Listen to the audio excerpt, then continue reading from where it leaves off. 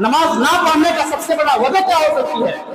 کاروباری، دنیا داری، مال و دولت، رزق روٹی، اسی وجہ سے چھوڑتا ہے نماز۔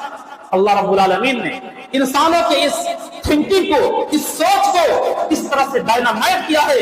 قرآن کریم کو اٹھائیے، 16واں پارہ سورہ طٰہٰ آیت نمبر 132 کو اٹھائیے۔ اللہ رب العالمین فرماتا ہے وَأَمُرْ أَهْلَكَ بِالصَّلَاةِ وَاصْطَبِرْ عَلَيْهَا لَا نَسْأَلُكَ رِزْقًا نَحْنُ نَرْزُقُكَ وَالْعَاقِبَةُ لِلتَّقْوَىٰ۔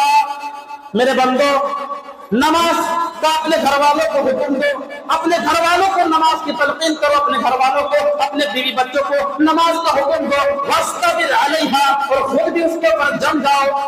نماز کا اپنے گھر والوں کو، اپنے بیوی بچوں کو حکم دو اور خود بھی اس کے اوپر ڈٹے رہو، اس کے اوپر جمے رہو، اس کے اوپر قائم و دائم رہو۔ میرے بندو، ہم تمہیں نماز کا حکم اس لیے نہیں دیتے ہیں کہ تمہارے روزی روٹی کم کرانا نہیں چاہتے، ہم تم سے نماز کے بدلے روزی روٹی نہیں مانگتے۔ وَاسْتَبِرْ عَلَيْهَا لَا نَسْأَلُكَ رِزْقًا، ہم تم سے کوئی رزق نہیں مانگتے ہیں، نَحْنُ نَرْزُقُكَ، ہم تمہیں رزق دینے والے ہیں۔ میرے بندو، اگر اپنے کاروبار کو چھوڑ کر، اپنے بزنس کو چھوڑ کر تم نماز پڑھو گے، ہم تمہاری روزی روٹی کے اندر اور برکت نہ فرمائیں گے۔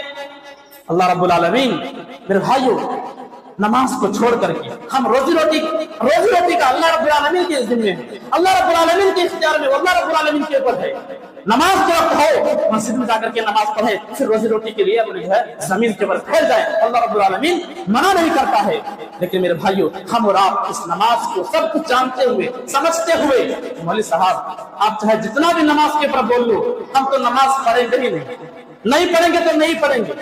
ارے تمہارے جیسے تو بہت سارے عالموں کے تقریر ہم نے سنے، ان کی نہیں سنی، تم تو آج کل کے لونڈے ہو، ہم تمہاری باتوں پر کیسے جو ہے عمل کر لیں گے؟